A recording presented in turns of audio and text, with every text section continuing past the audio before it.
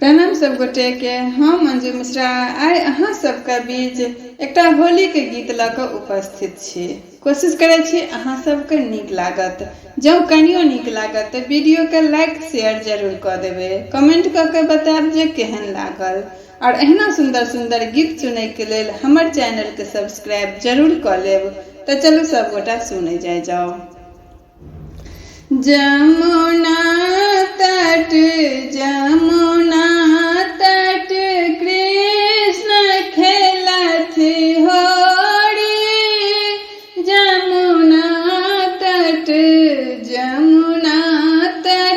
कृष्ण खेलत होरी।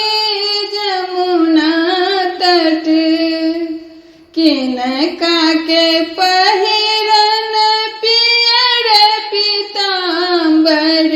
किनका के पहिरन पियर पीताम्बर। किनका के पहिरन कुसुम चुनरी हो। किनका के पहिरन कुसुम चुनरी। यमुना तट यमुना तट कृष्ण खेलत होरी। यमुना तट कृष्ण के पहिरन पियर पीताम्बर। कृष्ण के पहिरन पियर पीताम्बर। राधा के पहिरन कुसुम चुनरी हो। राधा के पहिरन कुसुम चुनरी। जमुना तट जमुना तट कृष्ण खेलत होरी। जमुना तट किनका के हाथ कनक पिचकारी। किनका के हाथ कनक पिचकारी। किनका के हाथ अबीर झोली हो।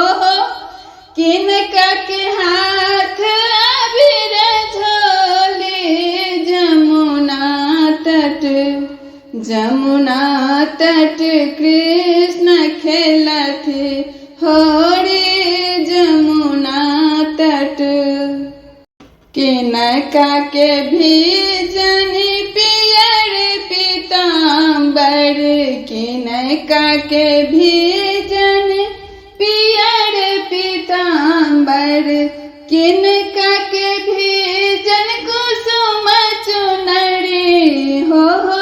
किनका के भीजन कुसुम चुनरी। जमुना तट जमुना तट कृष्ण खेलत होरी। जमुना तट कृष्ण के भीजन पियर पीताम्बर। कृष्ण के भीजन पियर पीताम्बर। राधा के भीजन कुसुम चुनरी हो। राधा के भीजन कुसुम चुनरी। जमुना तट जमुना तट कृष्ण खेलत होरी। जमुना तट जमुना तट कृष्ण खेलत होरी। जमुना तट।